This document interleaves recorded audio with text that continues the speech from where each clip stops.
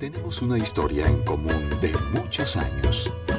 Bienvenido a nuestro programa A las 9 con usted.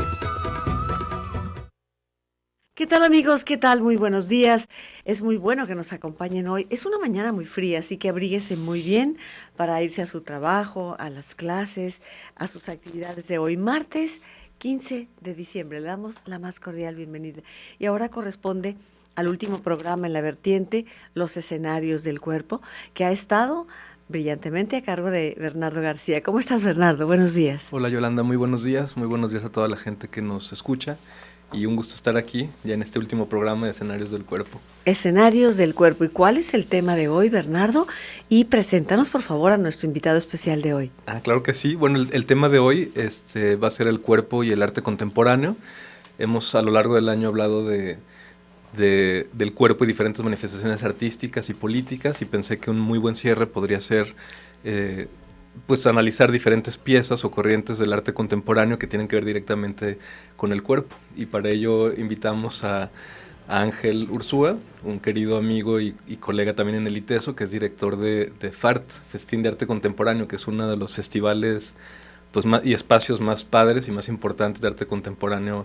Yo diría que no solamente en Guadalajara, sino en México. Es un muy buen lugar donde siempre hay exposiciones, conferencias, es una verdadera fiesta de arte contemporáneo, ¿no? Entonces Ángel es el director de ese festival y fundador además. Bienvenido Ángel Juvenal Ursúa, ya está con nosotros. ¿Cómo estás, Muchas Ángel? gracias, Yolanda. Muy Buenos bien. días. Gracias, Bernardo. Buenos días. Pues adelante, vamos a iniciar entonces recordándole que el teléfono es el 3030-5350 para que nos marque y nos dé su punto de vista. Me encanta hablar del festín del arte contemporáneo, del FART, porque de entrada estamos hablando de una fiesta, o sea, de organizar no con desasosiegos, sino fiesta del arte contemporáneo. Pues vamos a hablar de todo esto. Quédese hoy con nosotros aquí en C7. Le recuerdo que este programa está saliendo en vivo en el 25.1, repito, 25.1 de televisión en vivo. A las 11 de la mañana me están informando que se repite en el 25.2 a las 11 de la mañana, en vivo en el 96.3 de la radio también. Y bueno, para que usted esté informado y pueda tal vez escucharnos a las 9 y a las 11 vernos, qué sé yo, como usted prefiera, pero gracias por su inteligente escucha a nuestro programa a las 9 con usted. Comencemos pues, Bernardo. La pregunta obligada. Bueno, ha habido una pregunta obligada Sí. Durante todo el año, que es si los seres humanos somos cuerpo, tenemos cuerpo, pero es una pregunta que tiene más Sí. Carácter filosófico. A lo mejor la podemos hacer después de analizar algunas piezas, porque acuerdo. Aprovechando que está aquí Ángel, que es un experto en arte contemporáneo, yo quería preguntarle más bien cómo se empieza a hacer presente el cuerpo en el arte contemporáneo, porque cuando pensamos en el arte clásico, yo creo que la presencia del cuerpo, como lo hemos visto en otros programas, más bien tiene que ver con la danza, por ejemplo, o con el teatro, pero en las otras disciplinas artísticas, pues no tanto, ¿no? Y a mí me parece que a finales del siglo XIX y principios del XX emerge el cuerpo de manera muy rotunda, no solamente en el pensamiento filosófico, sino también en el arte, ¿no? Y entonces quisiera ver cómo se da ese tránsito, y si Ángel nos pudiera decir algo sobre eso. Sí, aunque una aclaración, digo, me gusta mucho el arte, entonces de ahí a ser experto yo creo que hay un cierto trecho, pero cuando Bernardo, perdón, es que así está en Facebook, perdón, cuando Bernardo me contó el programa y me invitó y me dijo, oye, estaría padre ir por este lado, se me hizo muy padre, una idea muy chida, y en donde precisamente el cuerpo, más bien el arte, hay una cierta ruptura, y entonces empiezan los artistas a generar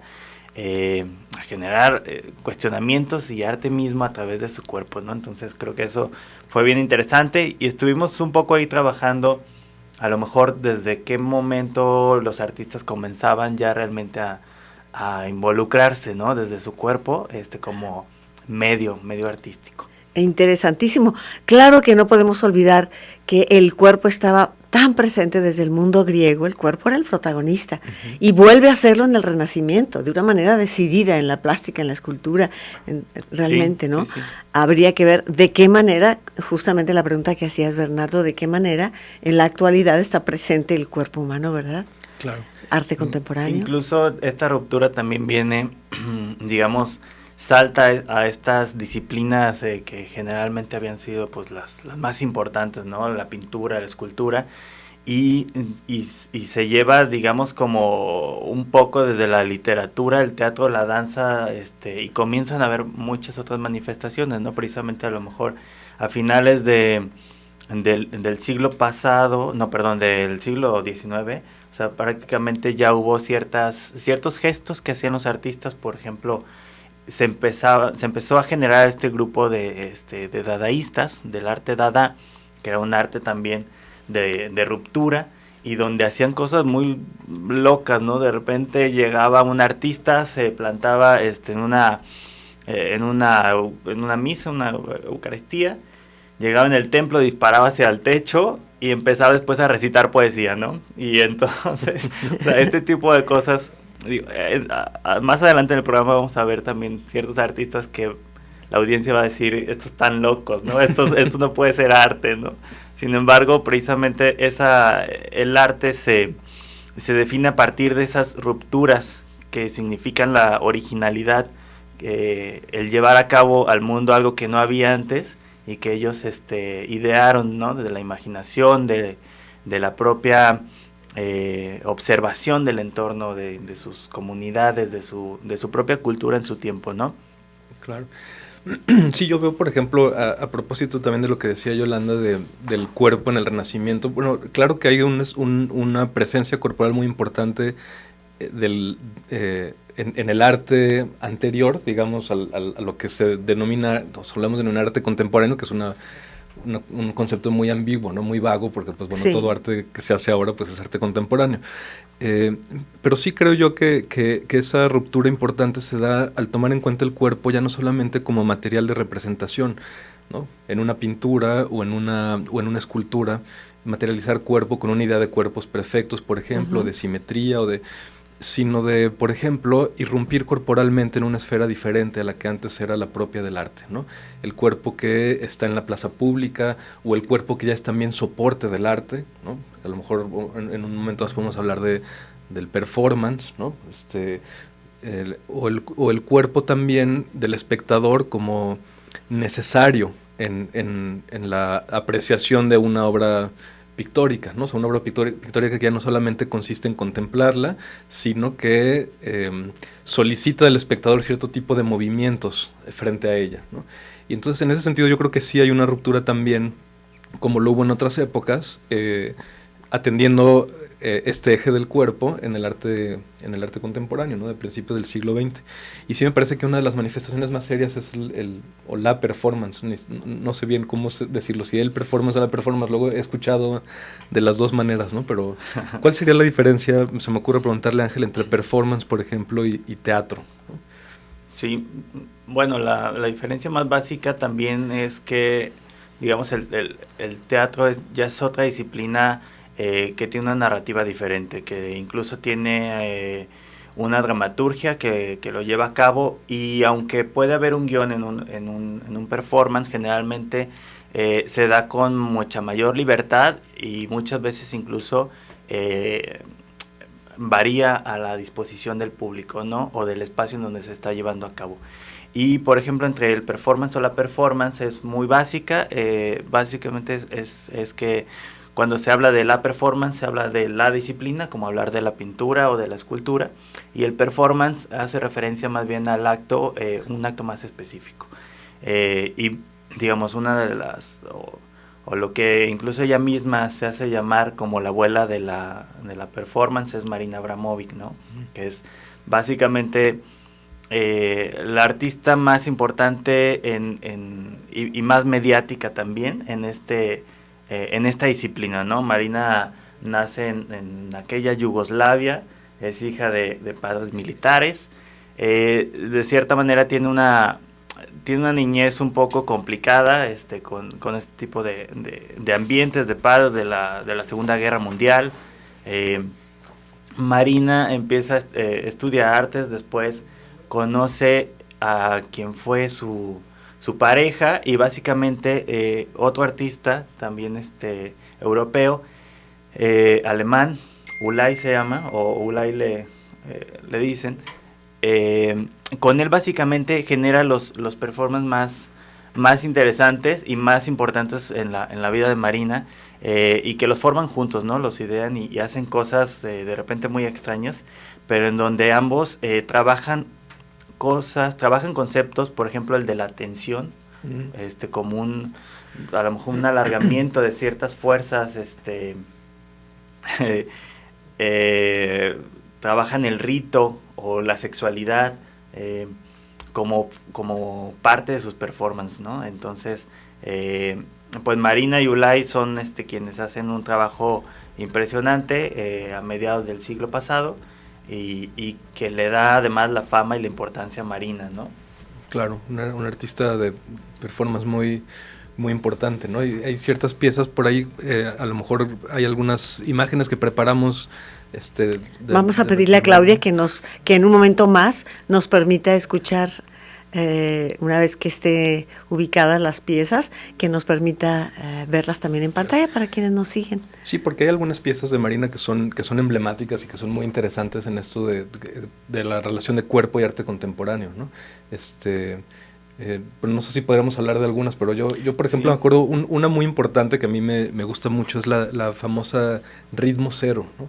En la que ella, trabaja, por ejemplo, el tema de la pasividad del cuerpo y de cómo un cuerpo puede afectar un entorno. Ella estaba en una galería y estaba, solamente en el centro de la galería, y había una mesa dispuesta con diferentes objetos y cosas, como por ejemplo desde una rosa hasta una pistola que no estaba cargada, pero luego había una bala al lado, y luego había un cuchillo, y luego había diferentes cosas, y lo que ella puso en su performance Ritmo Cero fue solamente un letrero de que podían hacer con ella lo que quisieran, ¿no? Y en el ámbito de una galería de arte, es decir, asumimos como personas, ¿no?, civilizadas, que van a presenciar un espectáculo de arte, y lo que sucedió ahí fue terrible, ¿no? Es decir, la gente la desnudó, le pintaron cosas, le clavaron espinas en el estómago, le apuntaron con la pistola en la cabeza. Fue una locura, ¿no? Y todo eso solamente por tener el cuerpo presente y a disposición del espectador. Vamos a ir al corte y regresamos con este ejemplo que nos ha platicado Bernardo. En un momento regresamos con usted. A las 9 con usted. Regresamos. Estamos hablando de la presencia del cuerpo, cómo emerge el cuerpo, cómo el cuerpo es materia prima dispuesto a convertirse en una obra de arte. Estamos hablando de arte contemporáneo y especialmente del performance. Y se hablaba del experimento que hace Marina Abramová en relación con estar dispuesta y en una mesa con diversos objetos ante el público, y el público podía hacer lo que quisiera sin restricción alguna.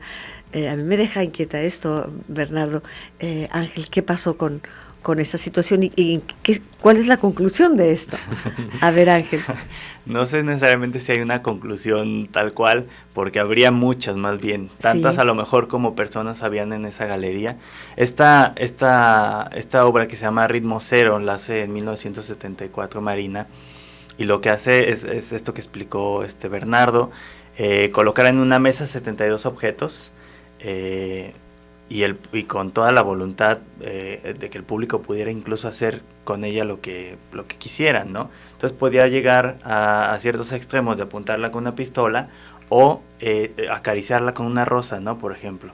O sea, había esta dualidad en los objetos, había, digamos, como el bien, el mal, y finalmente es algo que incluso sucede con la tecnología, ¿no? O sea, son objetos que están ahí para ayudarnos. Y tiene que ver mucho con la personalidad de la gente, o en este caso del público, si hace algo bueno o hace algo malo con ello, ¿no? Fueron 6 horas en donde estuvo Marina parada, donde le rasgaron la ropa, donde la apuntaron, donde generó muchas cosas, ¿no? Al final, Marina, voy a leer un pequeño textito que encontramos por ahí.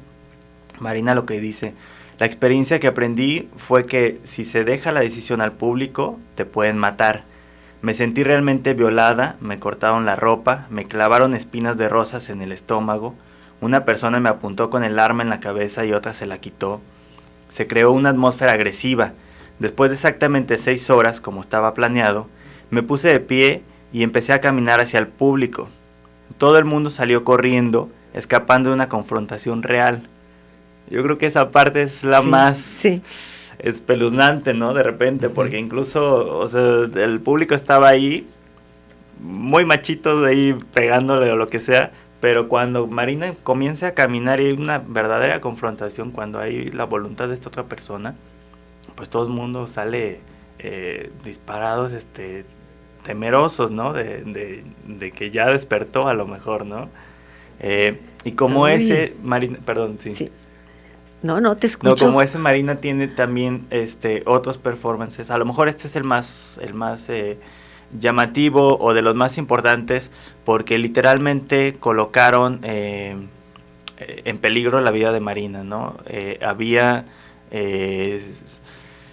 Digamos, ella estaba dispuesta a perder la vida a través de lograr el objetivo que ella se había planteado en un principio, y no fue la única vez. Repitió el experimento. Repitió más o menos el experimento con su novio, con Ulay, en una pieza que se llama Inhalar, Exhalar. Esta pieza también la hace en los 70s. Lo que sucede es algo que pudiera parecer de lo más tierno o el acto amoroso más importante, como el beso. Y entonces lo que hacen es entrelazar sus labios, ella y Ulay, y comienzan a respirar solamente el aire que contienen ya en sus bocas. Tienen 17 minutos haciendo esto y caen desmayados por la inhalación solamente al final de dióxido de carbono. Digamos, es pasar de un acto tan amoroso a un acto tan dramático como es la muerte, ¿no? Y lo que intentaban también hacer o ejemplificar en esto es como por ejemplo un ser humano a través de un acto de este tipo puede incluso absorber la vida de otra persona, ¿no? Y puede tener muchas interpretaciones, ¿no? Incluso sin duda. Alguien que conocemos y que puede hacer, que puede tener los actos más, pues sí, ¿no? Más amorosos con nosotros, al final nos puede estar asfixiando, ¿no? Claro. O sea, ¿sí? Es como una forma de relacionarlo a nuestros tiempos, ¿no? Bueno, ¿qué le parece a usted? ¿Qué opina usted al respecto?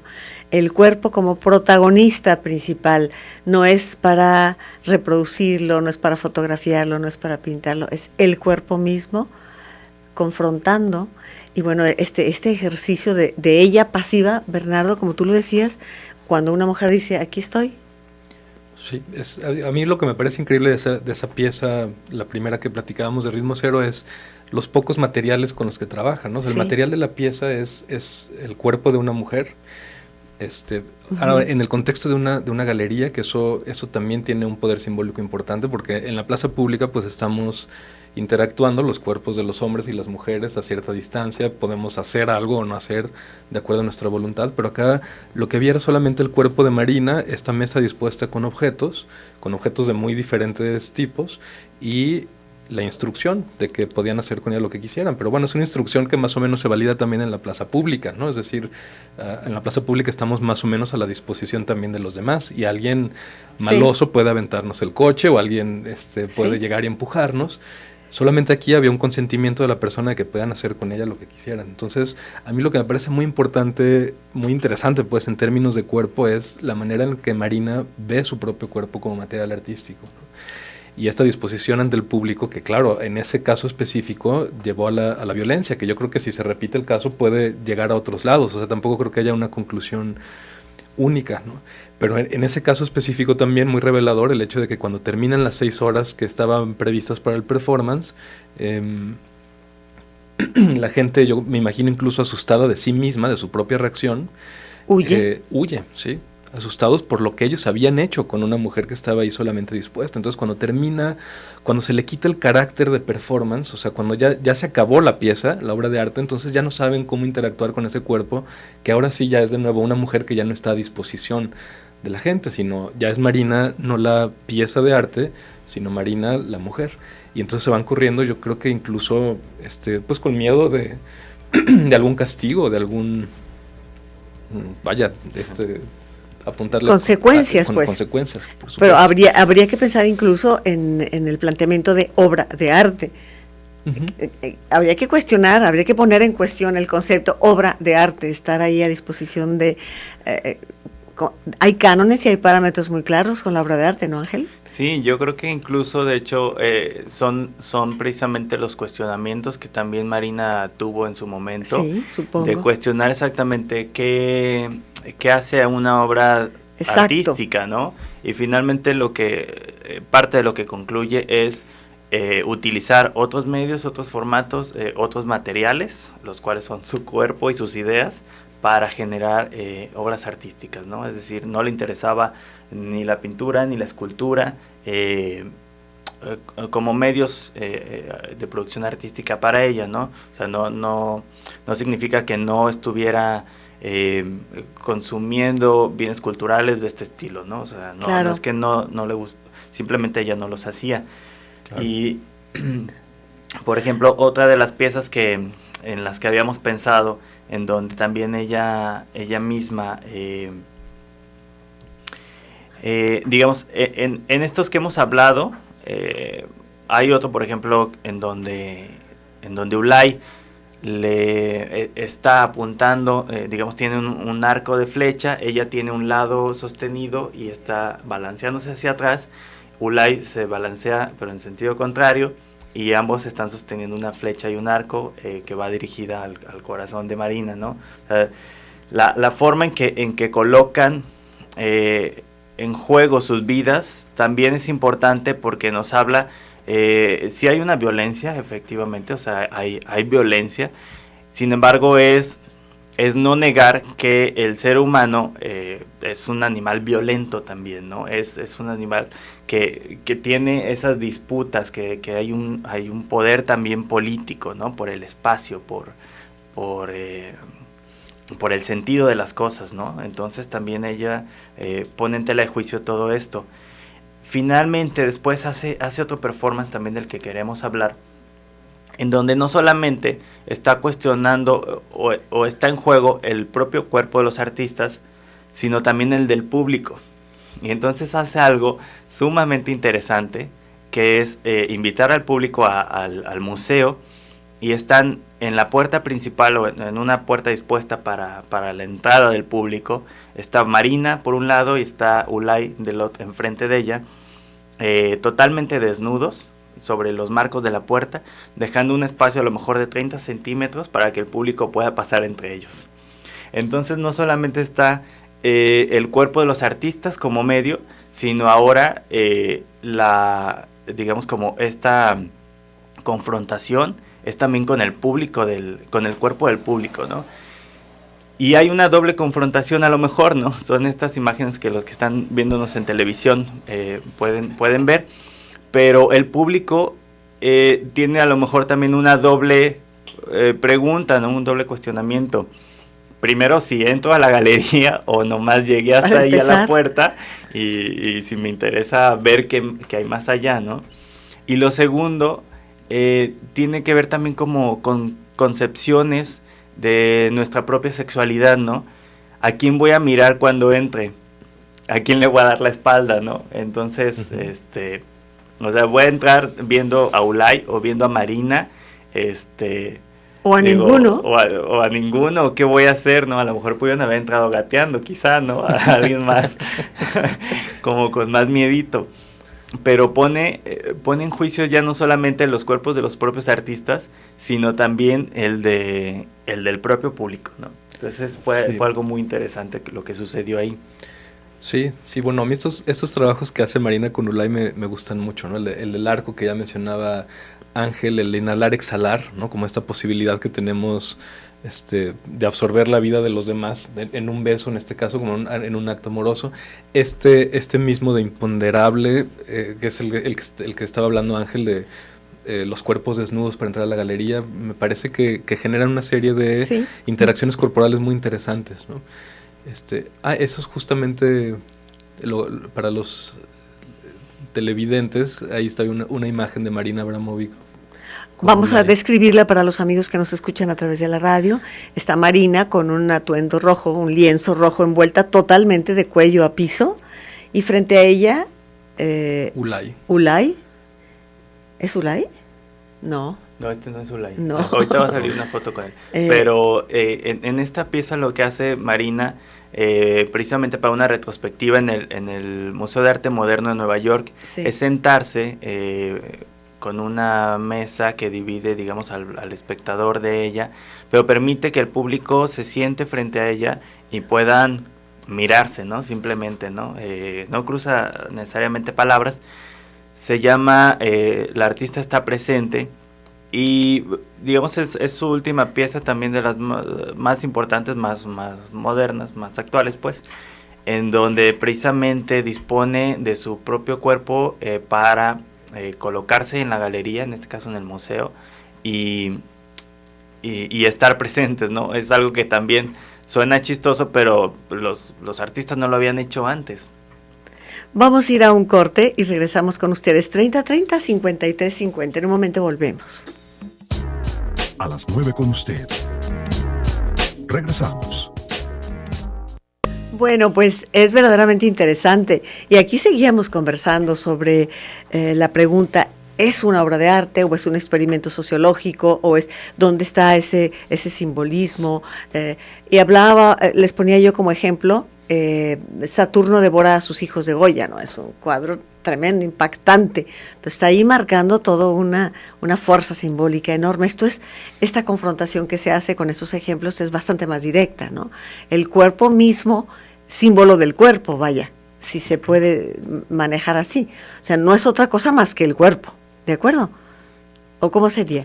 Es interesante, yo pondría en cuestión diversos aspectos. Bueno, pues sí, yo no estoy seguro si Marina, es decir, no sé, yo creo que la noción de arte siempre ha estado en disputa, ¿no? Sí, Y siempre sí. ha habido como muchas maneras de leerlo, Uh-huh. y creo que siempre estará en disputa, y lo que se hace hoy puede ser polémico para generaciones anteriores, y luego para generaciones posteriores se retomará lo anterior, y siempre hay como una Sí. disputa por qué es arte y qué no.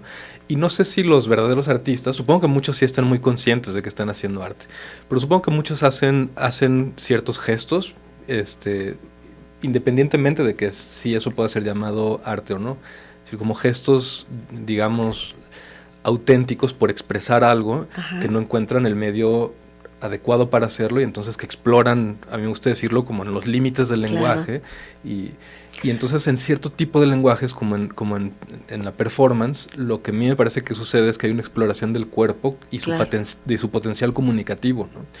En el caso de las piezas de Marina, pues el material es básicamente su cuerpo Sí. y una construcción, digamos, de un escenario, Simple, de un sencillo. escenario muy sencillo, y creo que ella expresa mucho con esos pocos materiales. Por ejemplo, una de las piezas también que me gusta mucho con Ulay es cuando ellos, que tuvieron una larga trayectoria, no sé cuántos años estuvieron como pareja y como compañeros de trabajo además, pero cuando deciden separarse, hacen un performance, el de la muralla china, ¿no? Que es muy bello. Entonces que empiezan a caminar en los extremos de la muralla china, cada uno en un extremo, y caminan para encontrarse, ¿no? Obviamente es una caminata, pues yo no sé si de semanas o de meses, ¿no? Pero es un performance de despedida. O sea, llegan y cuando finalmente se encuentran, se abrazan, que es también un gesto corporal, y se van. Y deciden convertir esa despedida también en un gesto, digamos, artístico, ¿no? O en un gesto estético, no sé cómo decirlo. Claro, ¿no? claro. Pero yo creo que independientemente de la categoría, si es arte o no, pues es una acción que deja pensando, es una acción que deja reflexionando, es una acción que tiene un poder simbólico. ¿Por qué en una muralla? ¿Por qué un abrazo y se despiden? ¿Por qué hacer un ritual de despedida? Y entonces yo creo que hay una serie de cuestionamientos que son también muy, muy interesantes, muy diferentes a el arte que se hace con otros materiales, ¿no? Lo que hay aquí es, en este caso, una despedida, dos cuerpos, una caminata y una muralla, ¿no? Y Uh-huh. eso es el acto que presentan. Bien, pues vamos a cerrar esta parte. Tenemos una invitada más, María Luisa Burillo, que hoy nos pide el último corte del programa. ¿Cómo cerrar ese tema? Más bien dicho, quedará abierto, porque además ha sido sumamente interesante. Ángel, ¿qué nos dirías? Sí, digo, además de Marina, hay muchos otros artistas que evidentemente quedarían fuera, a lo mejor solamente de un programa radiofónico, porque sí hay que Claro. meterse Sí. incluso a ver, a estudiar, a ver qué han hecho otros artistas. Y finalmente, bueno, hay diferentes maneras en que el artista utiliza el cuerpo, ¿no? Ya sea para un performance desde su propio cuerpo, con el que incluso puede hacer que brote su sangre, o que con otro tipo de simbolismos, desde a lo mejor desde la fecundidad, por ejemplo, Claro. como Gina Pan, hasta el peligro o la dominación de un animal como Joseph Beuys. como Joseph Beuys, que estamos viendo en las pantallas, en donde en un cuarto de la galería se encierra con un coyote, se cubre con una cosa que es como una cobija, Ujú. y digamos convive 3 días con este coyote hasta que logra dominarlo. Es una forma también de colocar su cuerpo hacia lo inesperado. Ujú. Y por otro lado hay otros artistas que utilizan más bien la fuerza de su cuerpo para otro tipo de interpretación. Por ejemplo, Jackson Pollock, ¿no? Un artista predilecto sí. norteamericano del expresionismo abstracto, en donde lo que hace y genera esta nueva técnica, que es chorrear pintura sobre el lienzo. En un principio eran los lienzos verticales, después los acomoda sobre el piso y empieza a chorrear pintura, y en una forma de expresión y de explosión sensorial quizá, genera pinturas totalmente al azar, ¿no? Digamos, no había una forma terminada, ¿no? Incluso para él era difícil saber cuándo una obra ya estaba terminada, cuando ya a lo mejor chorreó sí. suficiente pintura, ¿no? Es que, como bien lo ha dicho Bernardo, el arte es un terreno muy misterioso y nunca se ha dicho la última palabra, siempre es algo muy dinámico. Pero me pongo a pensar en la presencia del cuerpo de otro, ¿no? Simplemente cuando uno va caminando por la calle y ve sobre una banca verde de metal de un parque un vagabundo con el sombrero en la cara, dormido, esa es una obra de arte, finalmente, esa es una exposición. Habría que considerarlo así también, ¿o qué opinan? Ángel, Bernardo. Si estamos hablando del cuerpo humano en situación, la situación hace la obra tal vez, o completa, o convoca.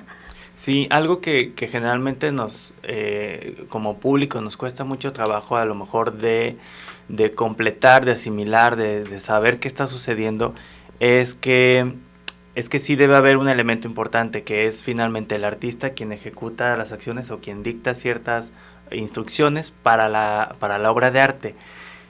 Nos podemos encontrar muchos objetos en la calle, muchas situaciones muy similares, pero sin el gesto del artista, sin esa mirada, sin esa observación, sin ese colocar el dedo, no sería una obra de arte, sería un objeto común y ordinario. Digamos, eso es lo que nos causa mucho problema como público, ¿no? Es decir, Claro. ¿por qué esto sí, por qué aquello no? Claro. Entonces, tal vez no solo la mirada del artista que genera la obra, la planea, la convoca, sino la mirada del artista que mira a la obra también. O sea, para otros irá pasando, cruzarán la puerta y sin emoción alguna, pero habrá cuya mirada sea artística. sí, y no solamente la del artista, a lo mejor también intervienen ya otros agentes Claro, en el arte, como los directores de museos, o de las galerías, otras cosas, que también tienen siempre hay estas luchas por el poder, ¿no? Sí. Lo simbólico va siempre a tener esto, ¿no?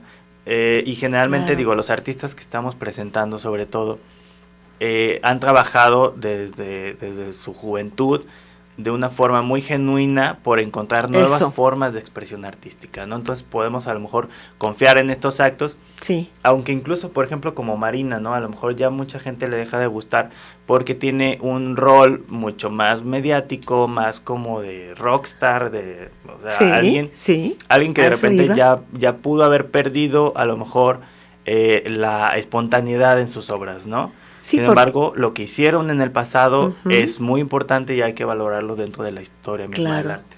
Claro, pues ahí está el cuestionamiento de lo genuino, tú lo has dicho, Ángel, esto es muy Sí. importante, ¿no? O sea, ¿qué pretendo yo?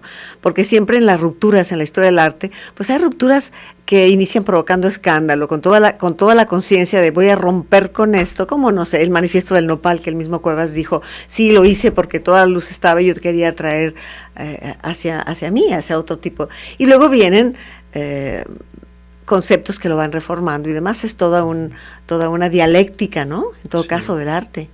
Sí, se convoca al público de manera diferente también. Exacto. O sea, el público es quien completa también la obra y parte de lo complicado a veces del arte contemporáneo es que estamos tan acostumbrados también a lo inmediato y a los productos ya acabados de industria, digamos, que nos cuesta mucho trabajo ver obras abiertas, ¿no? Obras en donde la participación del espectador es esencial en el proceso de la obra, es decir, configura la obra misma. Sí. Y el arte siempre ha sido así, siempre ha tenido esa apertura, pero se cierra con la participación de un espectador, por ejemplo, antes de manera mucho más intelectiva, leyendo los símbolos que hay, por ejemplo, en una pintura, pero lo lees con un gesto intelectivo, ¿no? Sí. O con la Sí. emoción, ¿no? Sí, que tanto te emociona una pieza o no, y me parece que en el arte contemporáneo hay mucho más presencia corporal, es decir, muchas de las piezas de las que hemos presentado, lo que hay es la presencia del cuerpo cerrando entonces una obra.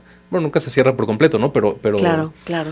Esa pero apertura. simplemente es una apertura en donde la manera de completarla ya no es solamente intelectiva o sensible, sino corporal, ¿no?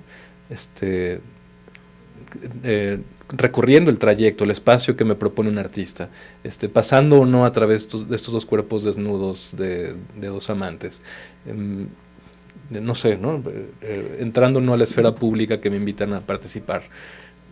En fin, Sí. es el cuerpo el que va cerrando la obra. Claro, y creo que hay una constante inobjetable que tiene que ver con el arte, si es que hay constantes inobjetables.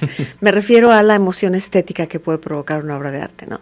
En toda una gama de horror, de alegría, en fin, la respuesta de emoción estética, una inteligencia sentiente que responde, ¿no? Sí. Ante una obra de arte. Pero son terrenos ciertamente difíciles y hoy me ha parecido particularmente interesante ver cómo Bernardo y Ángel nos han presentado pues esta presencia del cuerpo en el arte contemporáneo. Muchas gracias, Bernardo. Ángel, muchas gracias. Muchas gracias a ti, Yolanda. ¿Algo que deseen agregar para cerrar esta parte? No, yo solamente agradecerte y al público que nos estuvo escuchando a lo largo del año por esta serie de programas Escenarios del Cuerpo. Bueno, muchas gracias. Vamos a ir al corte y regresamos con María Luisa Burillo, que nos ha pedido un espacio para estar aquí hoy con nosotros. Adelante el corte. A las 9 con usted. Regresamos. Amigos nuestros, tenemos una invitada más hoy en nuestro programa a las 9 con usted. Se trata de la maestra María Luisa Burillo, que ha venido hoy con nosotros pidiéndonos un espacio porque esta noche presenta una novela más en las publicaciones que ha hecho la maestra, que tiene que ver con la novela, con la poesía también, con el ensayo. Y ahora María Luisa Burillo nos presenta La delgada línea azul. Justamente aparecen dos cuerpos volando muy al estilo de Chagall sobre el mar. Y bueno, vamos a ver que nos invite María Luisa y nos diga un poco de qué se trata esta aportación que nos hace en Guadalajara. Adelante, chiquis, buenos días. Buenos días, Yolanda. Buenos Gracias.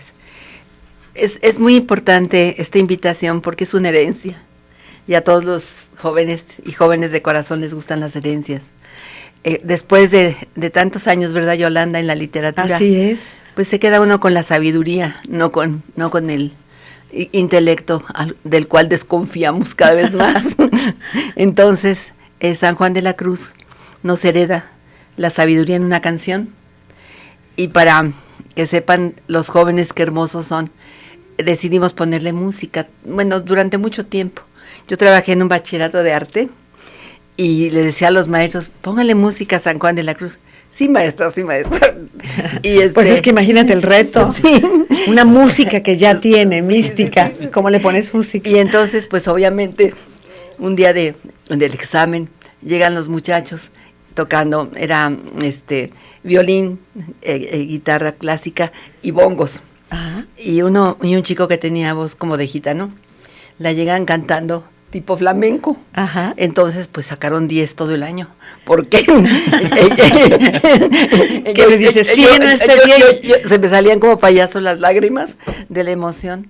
Y luego los otros chicos, yo creo que se pusieron de acuerdo y la cantaban así. Y dije, entonces yo nada más decía, Acosta 9, fulanito lo que querían. Es que fue algo muy importante. ¿Qué le dijiste? 100 en esta clase y prorrateado todo el año Todo tienen el año. 10. No, pues cuando había examen, otra vez volvían a cantar y yo me desmayaba. Ya saben cómo hacerle. Sí, claro. Pero el trasfondo fue el que más me emocionó. Ajá.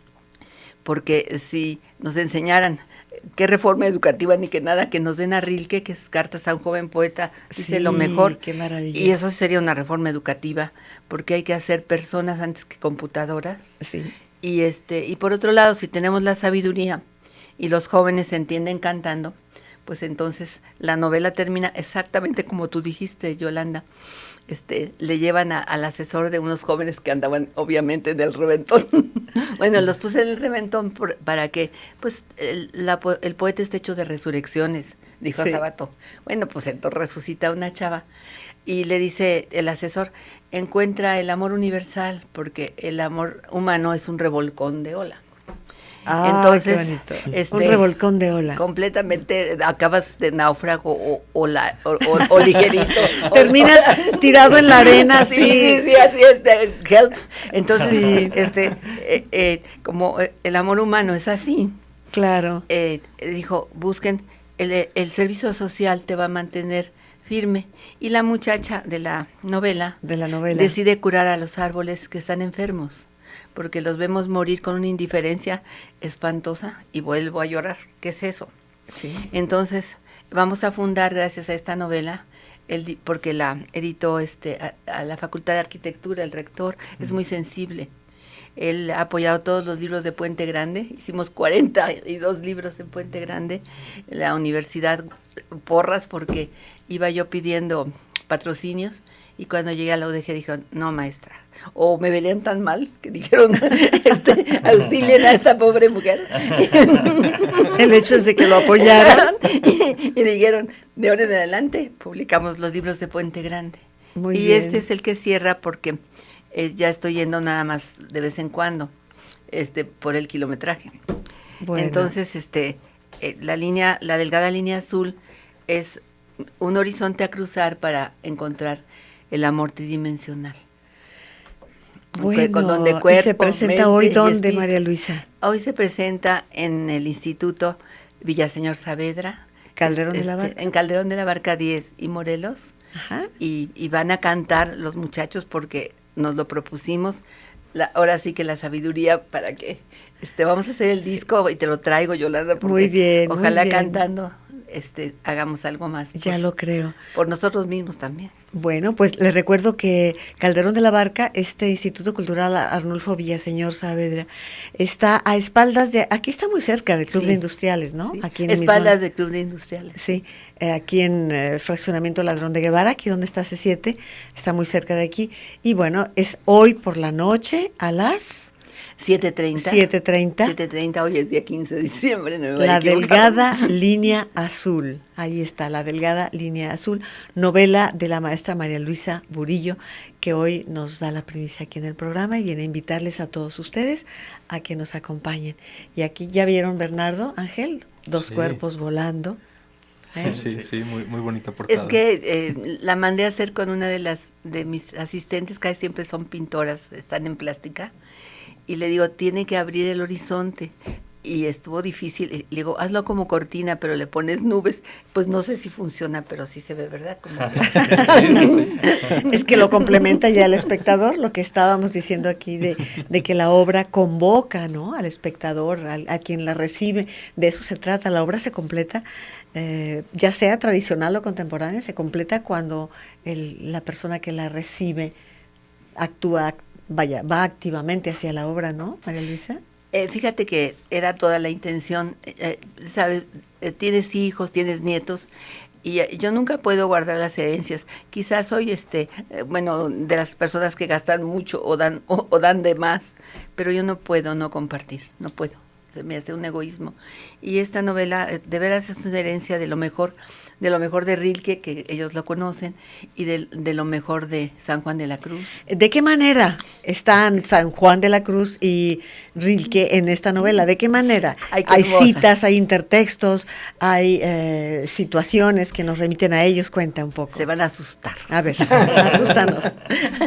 La muchacha que está descontrolada encuentra el vacío teniéndolo todo, que nos pasa muy seguido.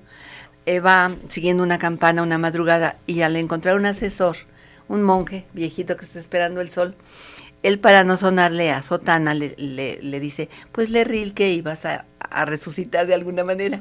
Entonces hay intertextos, pero luego ella empieza a ponerlo, un día que tiene un diálogo con Rilke, le dice, oye, estás muy elevado, te voy a poner en WhatsApp. Entonces lo lee y frases de WhatsApp las pone. Ajá. Y gracias bueno, es que si no tomamos en cuenta la época en que estamos viviendo, a mí me gustó mucho seguirnos demostrando, porque tú eres escritora, que los clásicos nos siguen enseñando y enseñando. Nutriendo, claro. Y los traje otra vez al siglo y termina como Chagall, porque ahorita viene San Juan. Entonces ahí vienen los intertextos de Rilke, y gracias a eso ella encuentra otro tipo de amor, porque andaba en esos amores inmediatos que de veras no dejan mucho. Quizás hay chicos que hablan del cuerpo, quizás el cuerpo se ejercite, pero le da tristeza al alma que lo utilicen. Entonces, ella encuentra a un muchacho de más calidad curando árboles, porque le dice el padre, encuentra un servicio social y eso te va a sostener en la vida. Y yo les decía mucho a mis alumnos, si se muere la esposa del panadero, ¿cuánto tiempo lo dejan llorar? Pues 2 días. Y luego, el pan. y ya luego la vida luego ya llega Cuquita, ay, con que enviudó, y empieza otra vez la película. Y así, entonces ella encuentra el amor universal, y los intertextos que me dice se los manda en WhatsApp a los chicos, y un chico dice, encontré una joven que piensa, Dios mío. Y se tenían mucho miedo, como debe de ser ahora las cosas serias. Antes, pues, nos creíamos todo, y ahora no. Muy bien. ¿Quieres leer algunas llamadas, Bernardo, por favor, tú que tienes ahí, si eres tan amable? Sí, el doctor Ainsa manda un saludo muy cariñoso a la señora Burillo y a Yolanda. Gracias. El programa muy bueno, y un saludo a él también. Y felicitar a Yolanda, y me gustó mucho el programa de hoy. Estoy muy atenta, dice Graciela Figueroa. Sí, bueno, es que hoy sí fue verdaderamente interesante escuchar planteamientos como el que nos ha hecho hoy Ángel Juvenal Ursúa y Bernardo García. Yo creo que fue un programa que provoca, provoca y motiva enormemente, y luego con el cierre de María Luisa Burillo presentándonos su más reciente novela, La delgada línea azul, esta noche en el Instituto Cultural Arnulfo Villaseñor, en Calderón de la Barca número 10, aquí muy cerca, si usted desea asistir, y ahí se va a vender la novela, supongo. Sí, hay muy poquitas, porque ya ven que ahorita con lo de la FIL, las imprentas, bueno, verdaderamente, pero se volvieron locas. Van a estar ahí algunas en venta, y si puedo decir nada más lo de San Juan de la Cruz, es que no sé cómo están los tiempos. Ya estamos terminando, María Luisa. Sí, nada más San Juan de la Cruz entra porque le pone, cuando el padre se tiene que ir, y habla del desapego, y ahí vemos como todos los asesores se van a ir. Dice, practica lo que yo te enseñé, y ponle música a San Juan de la Cruz, porque los jóvenes van a cambiar cantando, y ahí entra. Eso es todo, ya. Y lo dejamos ahí. La delgada línea azul, novela que presenta esta noche María Luisa Burillo. Gracias, Ángel, Bernardo. Gracias. A los compañeros, chiquis, a cada uno de ustedes. Y nuestro agradecimiento. Mañana tenemos una cita a las 9 con usted. Por tu compañía, hoy en nuestro programa A las 9.